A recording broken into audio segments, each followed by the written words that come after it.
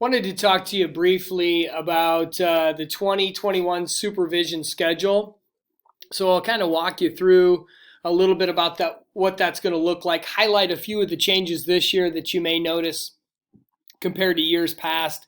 But the first thing that I'll say is, much like years past, I'm assuming that it's been like what I experienced last year, which is those first few days greeting kids and really taking an all hands on deck approach.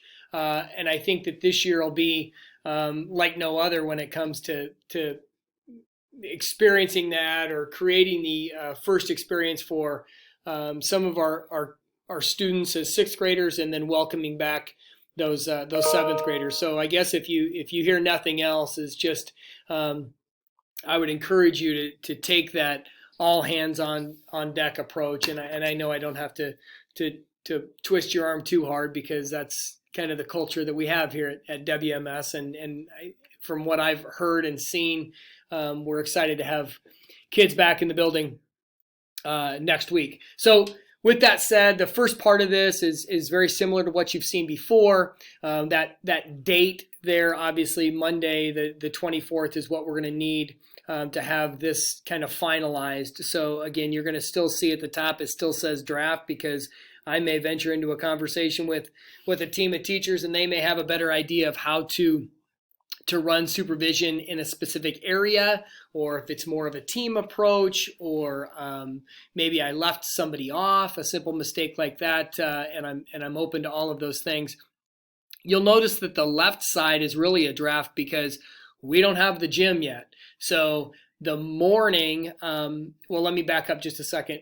Tyler Wellendorf usually handles our 5-way as the associate. The reason why that's highlighted there is because I've been working with Hector, our SRO, and Waukee Police Department in trying to figure out if that's a responsibility that they need to take on, or the city. So I've been working with Kirk Johnson and trying to get our people a little closer to home, so to speak, and then have the city pick up the 5-way. So to be continued on that, but at least for the first few days, Tyler will be helping that with that outside front entrance duty, which alleviates some of the responsibilities of our teaching staff then, because we wouldn't need a teacher there. Tyler would be there, and he's fantastic with kids.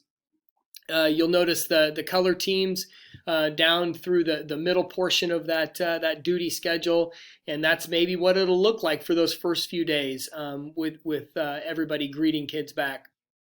The last thing before I talk a little bit about what arrival might look like is just I need to get together with sixth grade Purple at some point to hear about what plan they have for dismissal. I'm guessing, knowing sixth grade Purple, that they have a plan in place, and it will be able to be implemented flawlessly come Tuesday right out of the chute. So looking forward to hearing about that, or at least problem solving, working along with them. The last thing that I would mention, and this really isn't in the schedule, but this is kind of at least it is right now, what arrival will look like on that Tuesday morning. Instead of it split up by alphabet, not knowing the numbers that we have for transportation with busing, not knowing how many parents will drop off, and not knowing how many walkers we're going to have and when they're going to arrive between that 7:35 and 7:55 time. With a moving target like that, here's the plan out of the chute. Sixth grade, all of the sixth graders, when they come in, they're going to go to the cafeteria, which is, we're going to flip-flop it, because the sixth graders will be able to find the cafeteria with ease, hopefully. Excuse me. We can fit 200 in the cafeteria, and then once we reach capacity there, we'll have teachers and staff getting kids to the secondary location, which would be the library, the media center, and congregating, I guess, social distancing in there on the floor and spacing out the best we can. And then we will potentially have a little bit more of an overflow with the cafeteria floor, the carpeted area back by the backside hallway there by 6 Purple. The other location for arrival is our 7th graders. And again, we may change this after the first few days. Tuesday, Wednesday, Thursday gives us that dry run, gives us a chance to reevaluate how those first 3 days go, and then make adjustments accordingly going into that first full week of school. Seventh graders are going to go to the Thunderdome.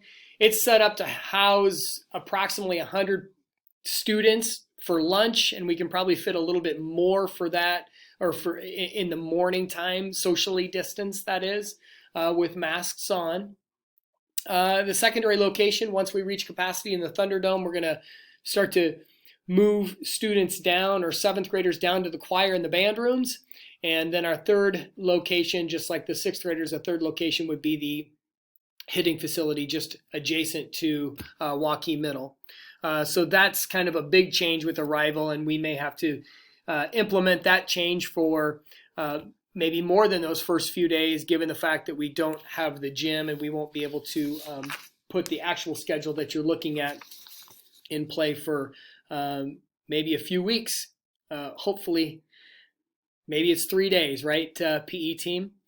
Then the lunch supervision schedule is, if I can click on that. Again, I know that some teams are starting to get some meetings on the calendar with exactly what that could potentially look like.